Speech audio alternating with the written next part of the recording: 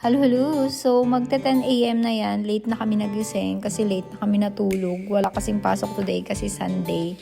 So, ayan guys, pagising ko, naglinis na ako. Si Glenn, nagbuluto ng breakfast. So, ayan guys, isi-share ko sa inyo. Lagi akong tinatanong nung boss ko kung ano daw plano ko pag na-PR na kami. Kung alis daw ba kami dito sa lugar namin ngayon, pupunta kami sa Mas City, sa Edmonton, or sa Calgary. Sabi ko sa kanya, hindi kami alis dito. Pwede naman kaming gumala doon pag gusto namin, magbakasyon kami.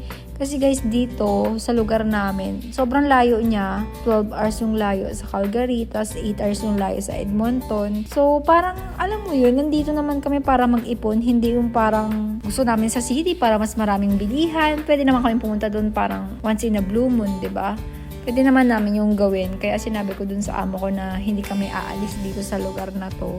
Gagala na lang kami kung gusto namin o magbabakasyon kami. Kasi halos yung mga ibang Pilipino lumilipat sila dito kasi mas malaki yung sahod compare dun sa Mas City. Although nasa Alberta na rin sila, mas maliit yung tax. Pero meron lang mga bagay dito na mas mahal yung bilihin kasi syempre no choice ka, kailangan mo pa rin bumili kasi malayo nga din ba yung city. Kasi yung iba, pag pumunta sila city, bumibili sila ng mga food, mga ganon. Sabi nila, hindi ko pa naman na-try kung totoong mas mura.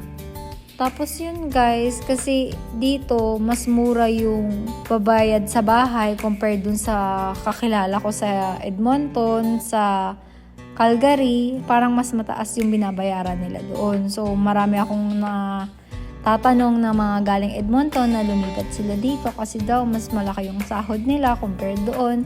So, napag-isip-isip ko, nag-usap na rin kami ni Glenn na dito na lang talaga kami kasi hindi naman namin kailangan ng sobra-sobrang bonggang bagay sa buhay kasi nandito kami para makapag-ipon, para lang magkaroon kami ng bahay, para matupad yung pangarap namin, para matulungan namin yung pamilya namin, nakuha namin si Gia, at para makapag-business din yung mga member ng family namin dito soon, di ba?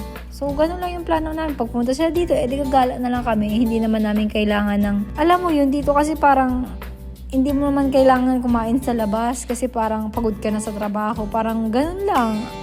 Parang once a week nakakain sa labas, magkape, okay na yun. Pero yung pag nasa city ka, di ba, mas magastos.